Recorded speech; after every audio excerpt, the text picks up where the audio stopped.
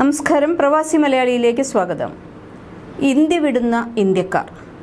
ലോകചരിത്രം പലായനങ്ങളുടേതാണ്. വിവിധ സംസ്കാരങ്ങൾ ഉണ്ടായതും അവ പകർത്തപ്പെട്ടതും കുടിയേറ്റക്കാരുടെ കൊടുക്കൽ വാങ്ങലുകളിലൂടെ തന്നെയാണ്. ലോകം കൂടുതൽ തുറന്നതായതോടെ കുടിയേറ്റക്കാരുടെ രീതിയും ഭാവവും മാറി.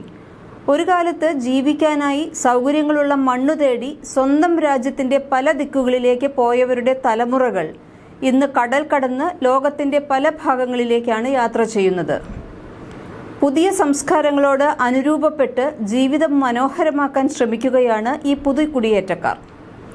ലോകത്തിലെ മുഴുവൻ കണക്കുകൾ എടുത്താലും കുടിയേറ്റത്തിൻ്റെ കാര്യത്തിൽ ഒന്നാമത്തെ സ്ഥാനം ഇന്ത്യക്ക് തന്നെയാണ്. പഠനത്തിനും ജോലിക്കുമായി വിദേശ രാജ്യങ്ങളിലേക്ക് കുടിയേറുകയാണ് ഇന്ത്യൻ യുവത്വം. പോയവരിൽ ഭൂരിഭാഗവും തിരിച്ച് ഇന്ത്യയിലേക്ക് വരാൻ തയ്യാറായല്ല. കുറച്ചു വർഷങ്ങളായി ലക്ഷക്കണക്കിന് ഇന്ത്യക്കാരാണ് വിദേശ രാജ്യങ്ങളിലേക്ക് ഇങ്ങനെ കുടിയേറുന്നത്. ജനസംഖ്യ വളരെ കുറവുണ്ടായിരുന്ന പല വിദേശ രാജ്യങ്ങളിലും ഇപ്പോൾ വലിയ തോതിൽ വർധന രേഖപ്പെടുത്തിയിട്ടുണ്ട്. ഉദാഹരണമാണ് ഇറ്റലിയും കാനഡയുമെല്ലാം. അതിലേറെയും ഇന്ത്യക്കാർ തന്നെയാണ്. വിദേശ രാജ്യത്ത് നിന്ന് വീടുകളിലേക്ക് പണം അയക്കുന്നവരുടെ എണ്ണത്തിലും ഇന്ത്യക്കാർ തന്നെയാണ് മുന്നിൽ. ഒരു തരത്തിൽ വിദേശത്ത് നിന്ന് അയക്കുന്ന പണം ഇന്ത്യൻ സമ്പദ് വ്യവസ്ഥയുടെ വലിയ ശക്തിയാണെങ്കിലും വിദഗ്ധരായ യുവാക്കൾ മറ്റു രാജ്യങ്ങളിലേക്ക് കുടിയേറുന്നത് രാജ്യത്തിന് വെല്ലുവിളി തന്നെയാണ്. ഇത് സംബന്ധിച്ച് ബജറ്റ് സമ്മേളനത്തിനിടെ രാജ്യസഭയിലെ ചോദ്യോത്തരവേളയിൽ വിദേശകാര്യമന്ത്രി എസ് ജയശങ്കർ പറഞ്ഞത് ഞെട്ടിക്കുന്ന കണക്കുകളാണ്.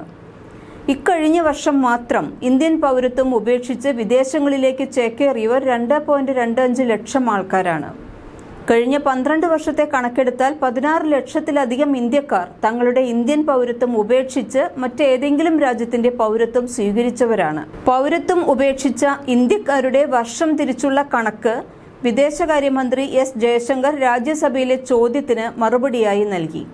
2015 1,31,489 പേരും 2016 1,41,603 പേരും 2017 1,33,049 പേരും ഇന്ത്യൻ പൗരത്വം ഉപേക്ഷിച്ച് മറ്റേതെങ്കിലും രാജ്യത്തിന്റെ പൗരത്വം സ്വീകരിച്ചതായി വിദേശകാര്യമന്ത്രി രാജ്യസഭയിൽ അറിയിച്ചു.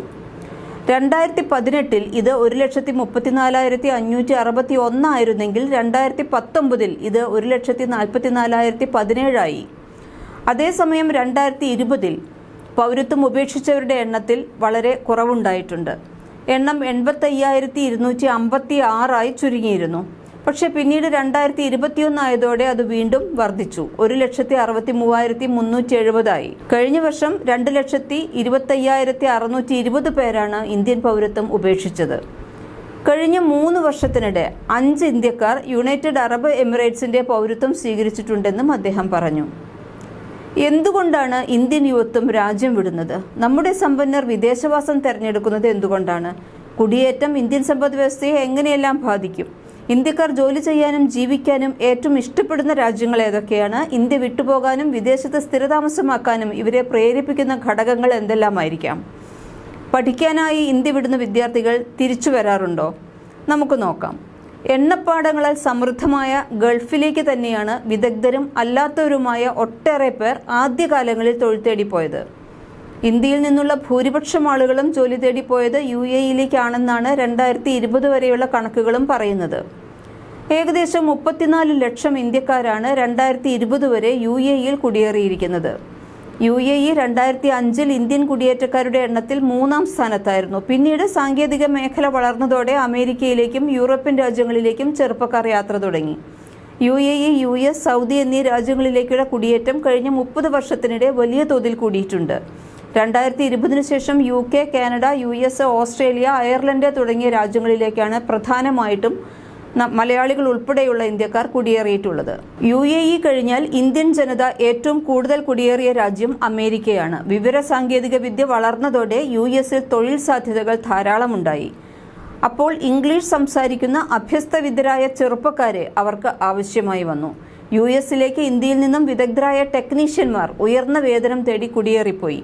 2020 കണക്കനുസരിച്ച് 27 ലക്ഷം ഇന്ത്യക്കാരാണ് US-ൽ താമസമാക്കിയിട്ടുള്ളത്.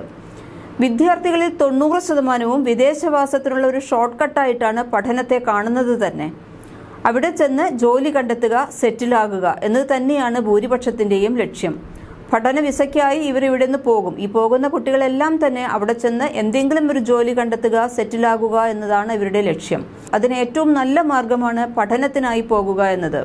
അവിടെ പോയി പഠിച്ച് തിരിച്ച് ഇന്ത്യയിലെത്തിയാൽ കാര്യമായ ജോലിയൊന്നും കിട്ടാനില്ല. അതുകൊണ്ട് തന്നെ പഠനത്തിനായി പോകുന്ന 90% പേർ തിരിച്ചു വരാനല്ല പോകുന്നത്.